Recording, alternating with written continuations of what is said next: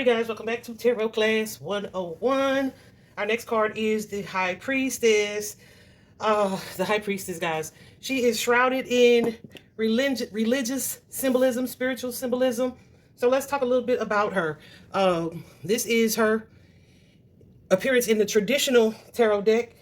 But something where my card is worn off right there. I want to show you exactly what that is. So we're going to use this particular card.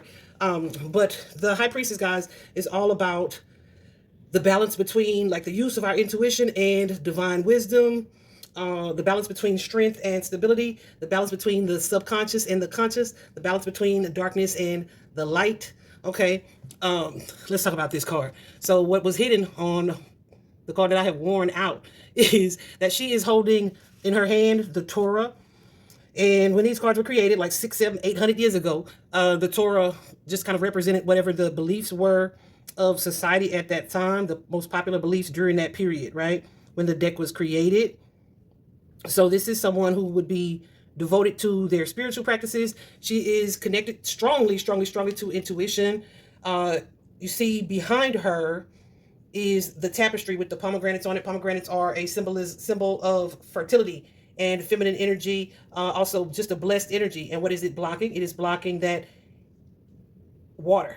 I was going to say blocking that emotion, but no, it's blocking the water. But that's because it's behind her and something that she doesn't need to see, because this is someone who is so intuitively connected to her own emotions within. It's not something that she needs to face directly. On her head, she is wearing a headdress that is symbolic of the moon and the phases of the moon. Again, the moon being strongly connected to what? Emotion, but also intuition. So fun fact, women who tend to have their cycles or experience their cycles around the phases or the significant phases of the moon tend to be more strongly intuitive or intuitive women. At her feet, you see the crescent moon, again, suggesting that she is connected to the moon power and her intuition. She also has the cross on her neck. Also, the pillars, right? You see the black pillar and the white pillar here. These are structures, but they're not like holding anything up. They're just kind of there. And she is kind of the guard of the go-between, right? She's the guard of the space between the two. This represents, it can represent darkness or the unconscious or subconscious, and light, this sense of awareness and consciousness, right? So she's able to, I want to say, like communicate or decode or decipher messages. This is like the energy of a channeler. This is a light worker type of energy. On the traditional tarot, you see the B there on those pillars and the J. The B would represent Boaz and the J would represent Jachin, I think it's called. It's Jachin. Jachin represents the sense of stability and establishment, and B, Boaz, would represent the strength, right? So between strength and stability, or strength and stability being found in spiritual practice, right? Or in God, source your devotion to those matters, right? Something that you can see on the more modern decks, you see they took the B and the J off and they kept the black and white representation of conscious and subconscious energy.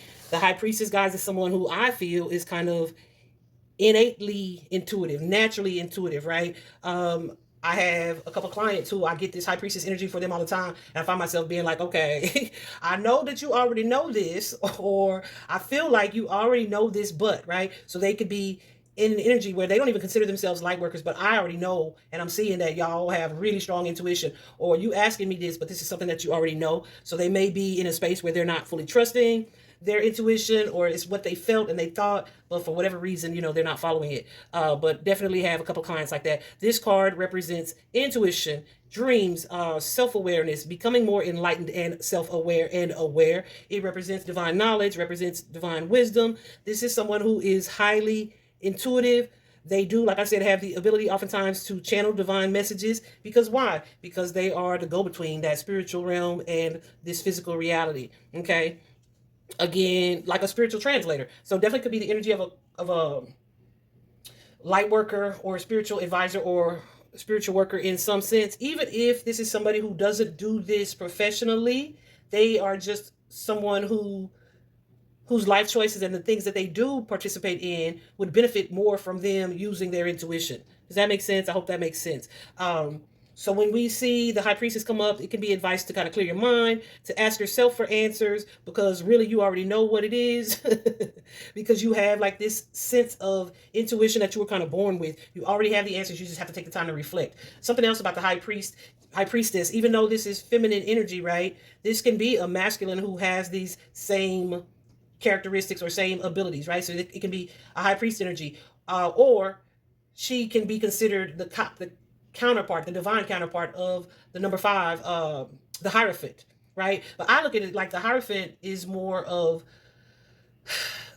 the person who is like grown in wisdom and understanding and clarity because they've studied or they practiced or they've had life experiences, that the things that they learned from it they turn into wisdom, right? So that is more kind of like the book intuitive, right? They've learned and they've grown over time, or they've studied or they practiced. And this is more of the person who's kind of born with it. Maybe it's Maybelline, maybe she's born with it.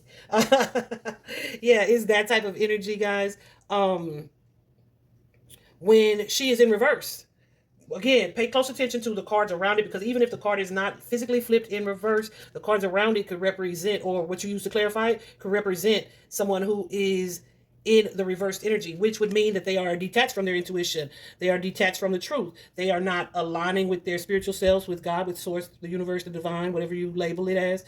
They're not trusting themselves. They're not trusting their own intuition. They're ignoring their intuition. There are times, guys, when I'm just like, I'm tired of thinking.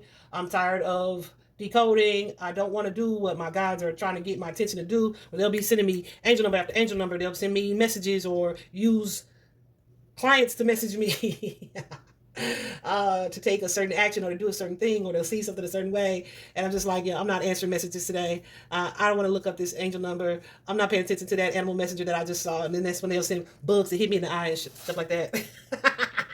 But the high priestess in reverse is me on those days, right? Where you are just kind of detaching from the truth or from your intuition for whatever reason, right? Sometimes I feel like most people do it subconsciously. It's not that they mean to detach. Like me in that instance, I definitely mean to, but that's when the universe gets louder. Like, girl, we know you hear us, right?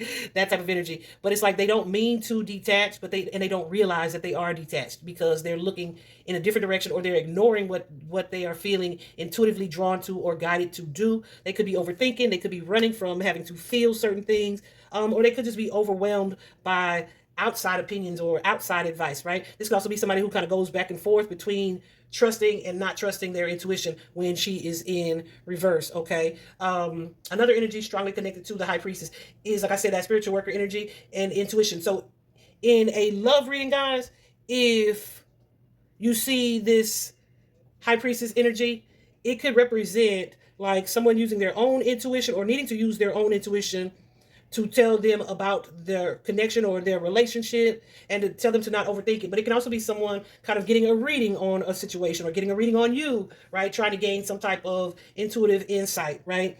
In love. Again, I don't know, I say again. I'm saying again, y'all, because I'd already recorded this, right? And it was so short. And I was like, what happened? And it's because I accidentally pressed pause and I didn't press play again. So I'm having to re-record it. But it is represented by the number 2. And of course, that makes sense, right? Because like I said, she kind of guards the threshold between the subconscious and the conscious, right? That duality, the sense of balance. Tools are about balance, duality, partnership, relationships, choices, options, light and dark, consciousness, subconsciousness, etc. Right? So that's the symbolism of the number 2 there.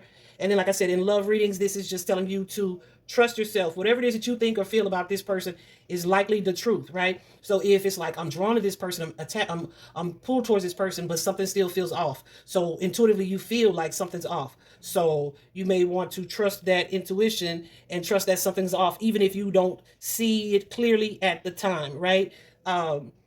Claircognizance associated with the high priestess is like, I know what I know, but I don't know why I know it, but I know what I know. And I trust my intuition in a way that I'm just going to go with what I'm feeling over what it is that I'm thinking I know, right? Does that make sense? Like, you could just have a feeling about somebody, like they ain't right or they are right, right? And it's whatever you do or however you move in that situation is based solely on your intuition, or needs to be based solely on your intuition, even if it disagrees with what feels logical, okay? So in a love reading, you're being guided to trust your intuition. Like, I think this person cheating on me. They are, right? When you see this come up, okay? If that's what you think, but you don't want to believe it's true, but you have like this strong feeling, they are, right? The high priestess can be also associated with Pisces energy, because Pisces is strongly connected to the moon and the moon energy as well, or Cancer collective energy as well. In a career reading, this high priestess would mean for you to trust yourself. Don't over investigate. Don't ask for too many other people's opinions. Whatever you feel intuitively guided to do, whether that be in an investment or going for a particular job or working with a particular client, right? Trust your intuition because that's going to steer you right. Okay. In spiritual from a spiritual standpoint or a personal standpoint, this card may be calling you to strengthen your intuition, right? Because like I said, this is somebody who has like this natural intuitive ability. The only way to strengthen, not the well, one of the major ways to strengthen your intuition is to practice using it, right? If it's like, I knew I shouldn't have went this way, well, next time you faced with that feeling, don't go that way. Because why? You just feel it and follow your intuition. And the more you make those choices on it, make those choices on a day-to-day to trust yourself, the stronger your intuition will get. So sometimes in just a spiritual reading or a personal reading, this could be telling you to trust your intuition or to strengthen your intuition or take time to go within, maybe meditate a little bit and really ask yourself the questions to figure out what your intuition is telling you and trust that what you're being told or shown is correct. Why? Because this is somebody who is highly divinely connected, oftentimes divinely protected. And I mentioned that Pisces energy, guys. This does not mean that every Pisces is a high priestess or every Pisces has strong intuition. However, they do tend to have like intuitive abilities, okay? So that may be something for you guys to tap into. What else am I needing to say here about our high priestess? Let me just give you some of these people's keywords: intuition, sacred knowledge, the subconscious, divine feminine energy, trusting yourself, being sensitive, or highly sensitive or hypersensitive even. I don't like that hypersensitive word because that sounds negative. It's like you feel what you feel and you sense what you sense, but hyper is like saying it's too much. Nah, it's appropriate and accordingly, right? It's like you feel it and people may be like, what? I don't feel that. No, that's because you don't have this high priestess energy, right? Anyway, this is also someone, because of how she values her spiritual beliefs and spiritual practices, this is someone who tends to have perhaps high morals or a sense of purity about themselves, right? This is definitely someone who tends to be tapped into their moral compass, like deeply, okay? And like I said, the high priestess is going to always benefit from trusting themselves, even if they got mama and them, best friend them saying, you should do it this way. Spirit is saying with the high priestess, no. What does your gut say? All right? Follow your intuition. Okay. I think we're going to leave it there. I think that's everything. And y'all, this video is 3 times as long as the one that I accidentally recorded because I cut off. Good Lord. That's all right. We moving right along. See you in the next class.